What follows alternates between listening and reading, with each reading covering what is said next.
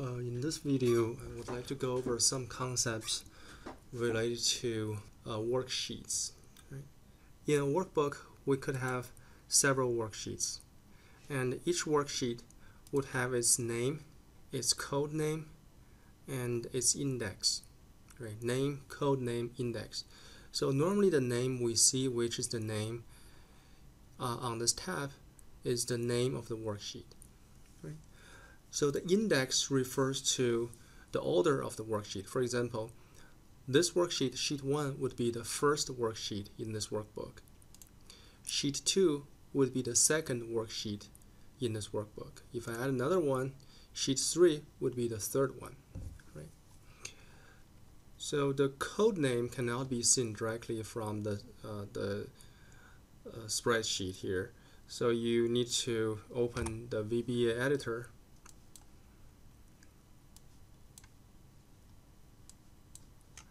and look here. Right? So the code name is the name outside these parentheses. For example, the name of the first sheet is sheet 1, and its code name is also sheet 1. Okay, the name of the second one is sheet 2. The code name is also sheet 2. Okay. So if you change the name here, for example, to not sheet 1, so you can see here the name of the first worksheet is changed to not sheet 1, but if you go back to the Project Explorer in the VBA editor, you can see that the code name is still sheet 1, it's not changed, right? The name of the workbook has been changed to not sheet 1. Right? So when you change here, you can only change the name, but not the code name. So if you do want to change the code name, you can change them manually over here by changing sheet 1 code, for example, so if you type sheet 1 code here and go back, now you can see the code name of the first worksheet has been changed to sheet 1 code. So let's insert a module to illustrate the idea. We have this subroutine in the lecture notes. So basically they will just try to select a bunch of workbooks. Right? So let me go back to run my code. Let me go back, change my change the name back to sheet 1, and also here I'm going to change the code name back to sheet 1.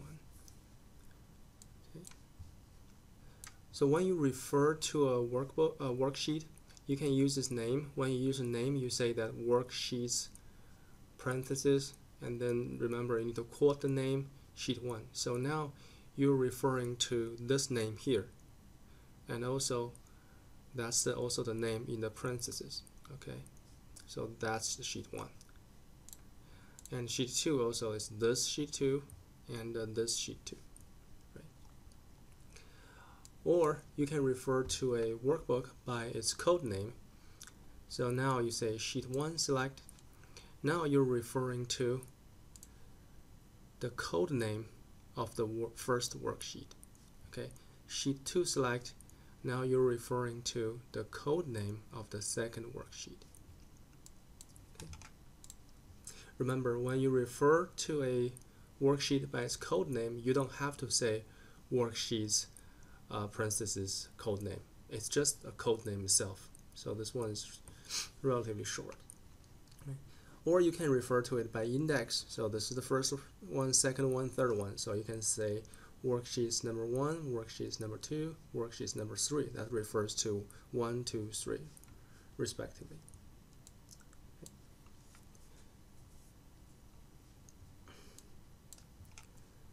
So when you make this kind of selection, because we start the reference from the sheet level, we didn't really add the workbook level reference. Right?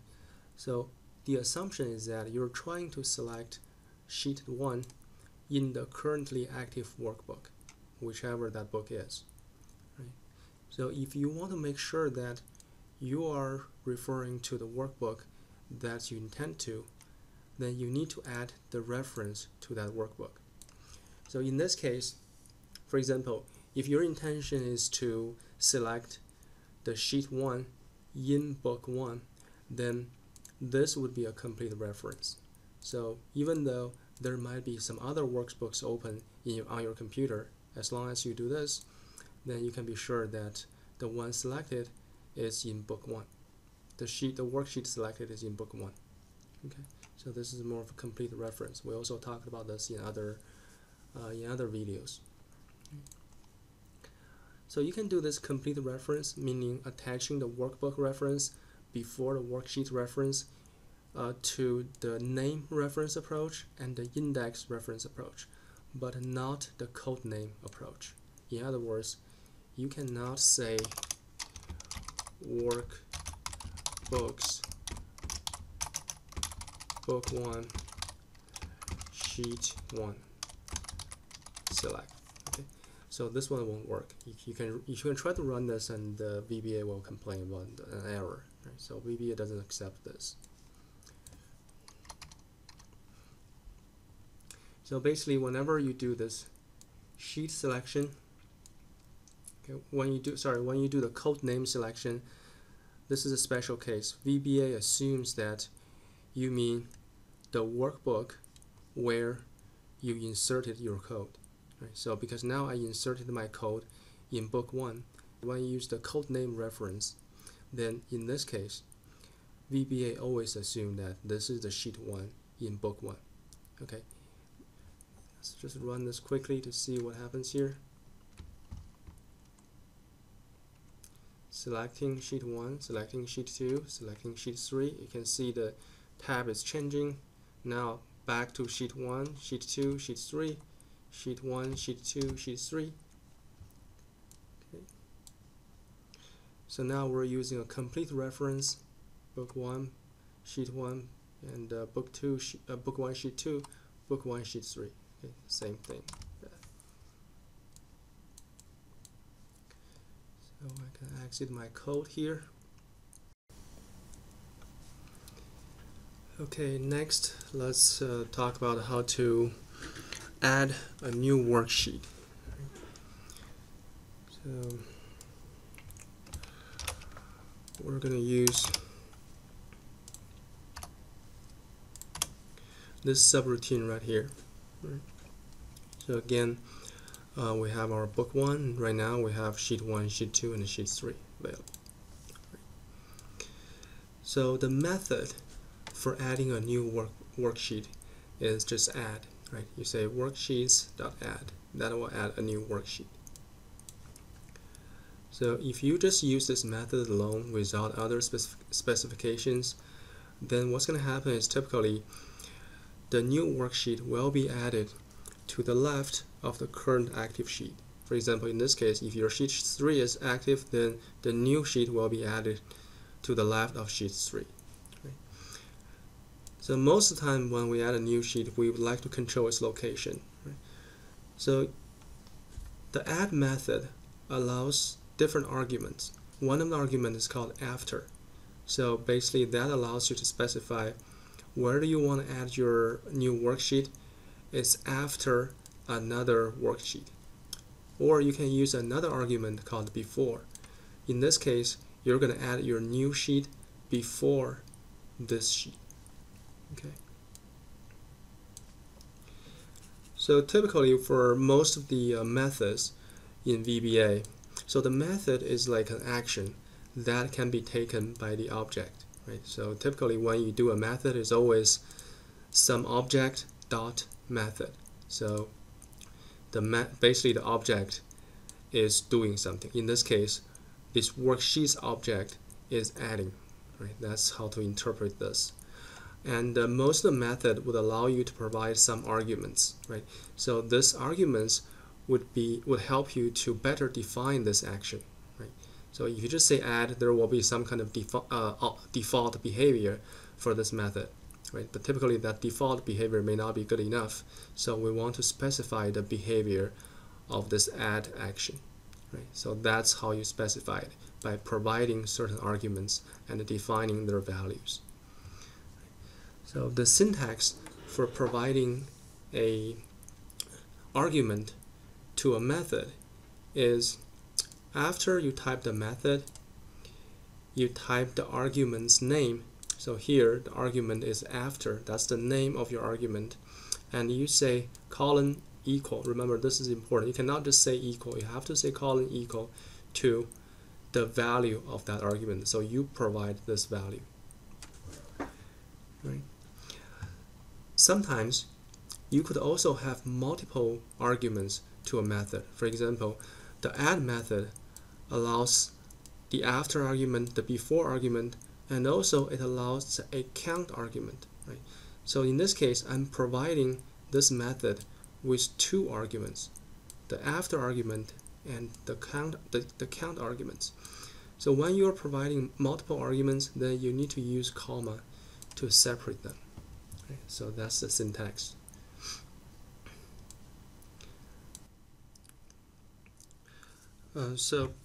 One thing to keep in mind is typically if you try to use certain method, let's say worksheets.add, that's a method, and after you type this method and press the space bar, then VBA will tell you what kind of arguments are available for this method. For example, here you can see for the add method, you have before argument, the after argument, the count argument, and the type argument.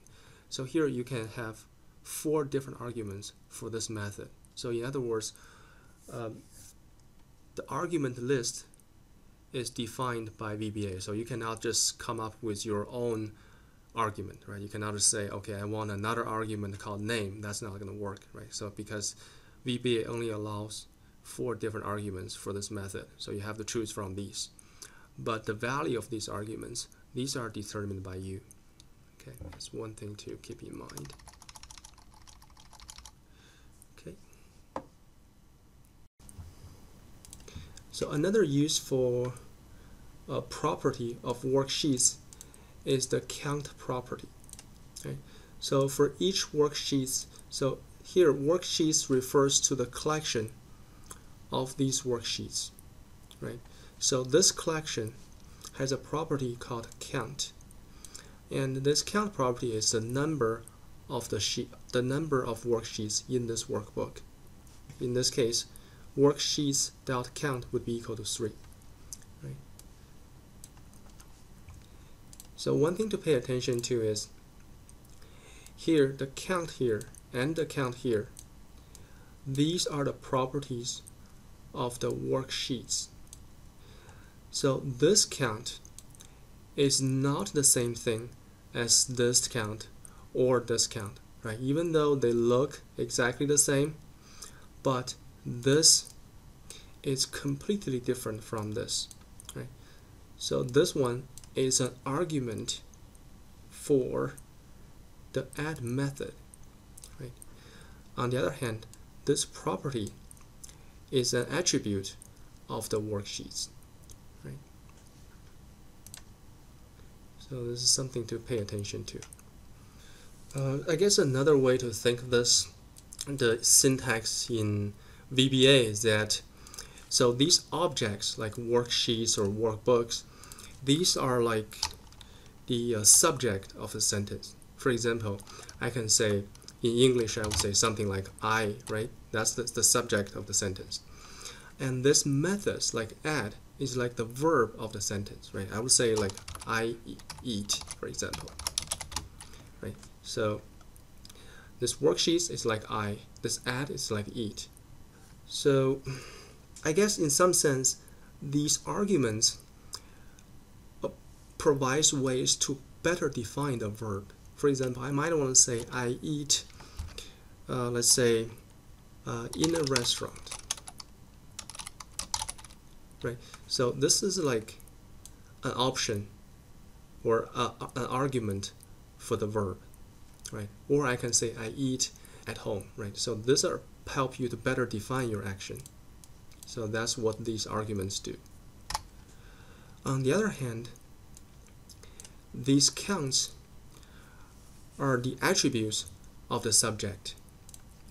Right? So of course in English I would say my something, but just because in the programming language there's no such distinction. Basically it's like saying I age. Right? Of course you would think this is means my age, but I would say I age. So this is similar to this, right? So I is the subject. So here workbook is the subject, right? Here count is some kind of attribute of the subject, right? So similarly, I age means my age, right? So here it means the number of the worksheets in this workbook, right? So that's, I guess, if you want to try to make this a little bit more intuitive, that's how I would think of this. Let's now just quickly run this. So first is add without any arguments using the add method. So like I said, remember before I add, I had 1, 2, 3, right? And the 3 was active. Without any argument, VBA will automatically add the new sheet to the left of the active sheet before, which was 3. So it's added to the left of 3. So now I want to better define the location. I want to add a new sheet, but with an argument saying this add method applied to the right of sheet 3. So I'm going to add one to the right of sheet 3, and that's exactly what it does. Right? Or I can say before something. I can say before sheet 2, and it's added before sheet 2. Or I can say I want to add a new sheet after the last worksheet in the current workbook. So right now it's sheet number 5, so I want to add one after sheet 5. But I would like to apply this method to a workbook where I don't know how many worksheets there are. Right? So now I know there are 6 of them, right? But I want this method to work even if there are 3 of them, or even there are 30 of them, it will still add to the last one. So the trick here is to use the index approach to refer to a worksheet. So I want to add after sheet 5, but I do not want to directly say sheet 5, right? Then how do I say that? One of the approach to refer to a worksheet, if you look above, is to use the index, right? So if this is the 6th worksheet in the book, then I would say worksheets number 6. Right? Again, I don't want to just say worksheets number 6 because I don't know how many sheets are here. Right? So instead of saying worksheets 6, I would say worksheets.count. So because worksheets.count would automatically count the total number of sheets in this workbook. In this case, this property will return 6. Right? So that will translate into worksheets 6, right, in this case. If I have 7 worksheets in this workbook, this will translate into worksheets 7.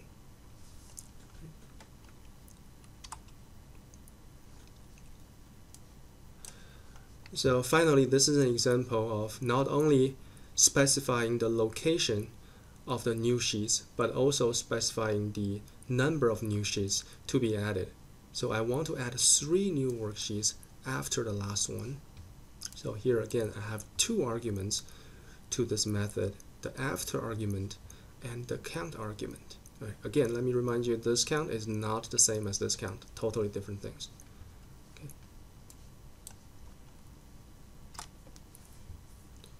So now 3 sheets added after sheet 7.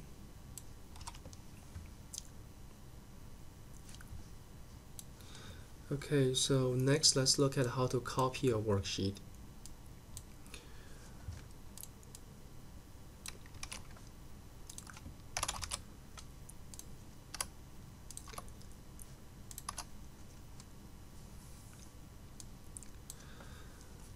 So to copy a worksheet, the method we're going to use is called copy, right? So you just use the sheet reference before it and then say copy. Again, if you just use the copy method without any argument, then the default behavior is that VBA will generate a new workbook. and put that copy into that new workbook. Okay, let's see how that works.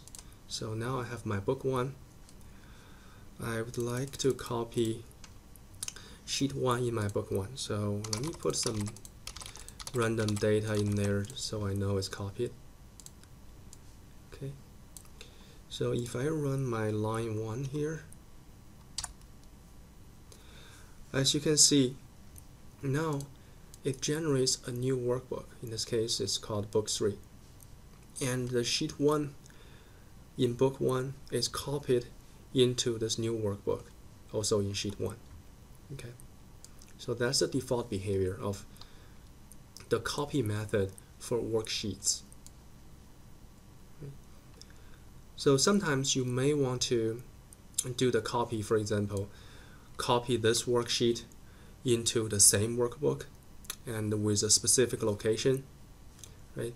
So in this example, I would like to copy sheet number 1 in book 1 into the same workbook. The location is after sheet 1, right? So I want to make a copy right after the current sheet in the same book. And if you want to do that, you have to specify an after argument for the copy method. Right? So basically here I'm saying copy sheet 1, place it after book 1, sheet 1.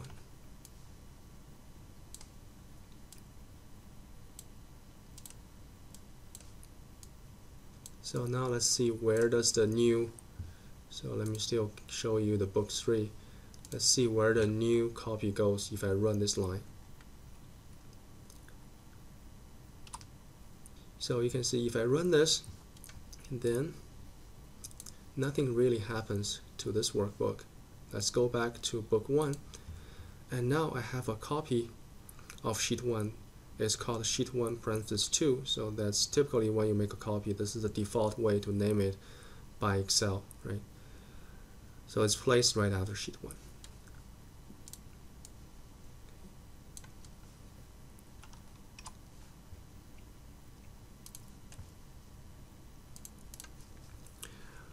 So if you just use the copy method for worksheet, then it will always generate a new worksheet, right?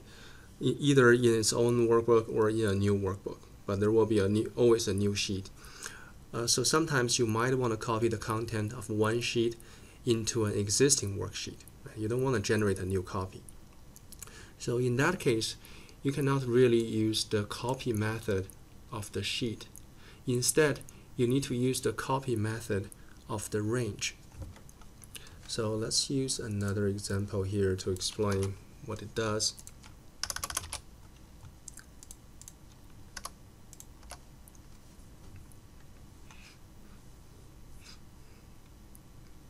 So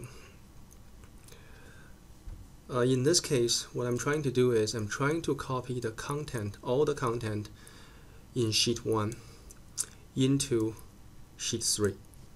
Okay. So let's again use this workbook here. So I have a sheet 1 with some content here, and I also have a sheet 3 which is currently empty. So I want to copy everything here into here. All right. So here the one of the technique I'm using is called, or a property I'm using is the use the range property of a sheet. Basically, the use the range of sheet 1 contains a rectangle or a table that contains all the used cells in sheet 1, right? So if I do use this range for sheet 1, then that'll be this range here, because that contains all the data. So effectively, when I say sheet 1 use range 1, I'm referring to this range. And .copy uses the copy method for range. So even though this copy and this copy are both copy methods, but they're actually different copy methods, because this is the copy methods for a spreadsheet, while this is the copy method for a range, so they behave differently, right? So you could have different objects that have the same method, right? So like in this case, but they would behave differently typically, right? So I want to copy this where to. Here, the copy method of a range takes an argument called destination. Right? Destination is equal to sheet 3 range 1. So here, the range 1 is simply the starting point of the destination, meaning I'm trying to copy this range in sheet 1 into sheet 3 starting at A1. So that block will be located starting from A1. So it'll be over here. So if your starting point is, let's say, B9, then the block will be copied in this area. So this range or this cell here is simply a starting point, or the upper left corner of the destination area. Okay, so let me run that and see what happens. So here I'm looking at sheet 3. Okay, let's see what happens in sheet 3 if I run this code. You see, the content in A1 is copied to sheet 3. Okay.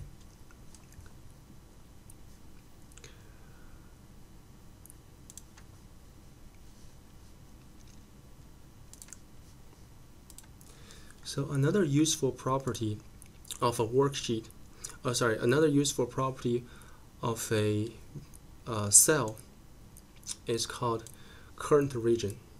Right. So, for example, let's go back to sheet 1, and let me fill up this area a little bit.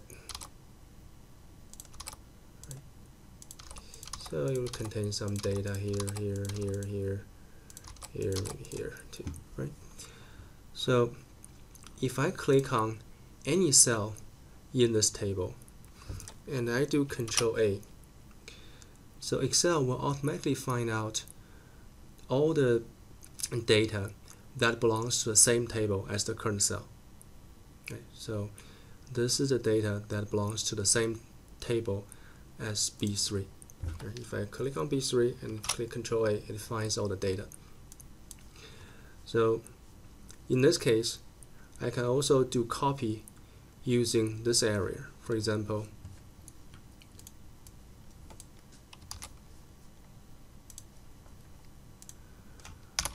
I can say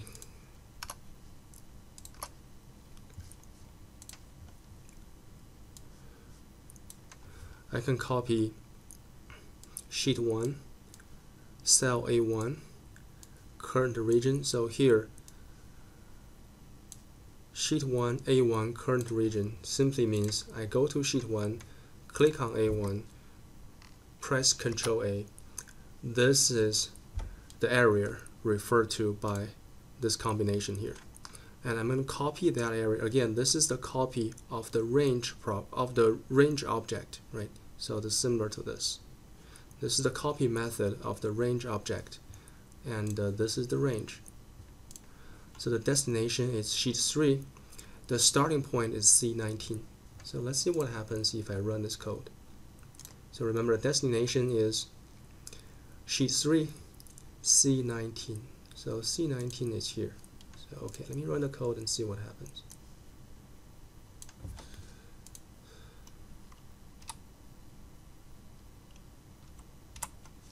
Okay, you see the current region is copied into sheet 3 starting from C19.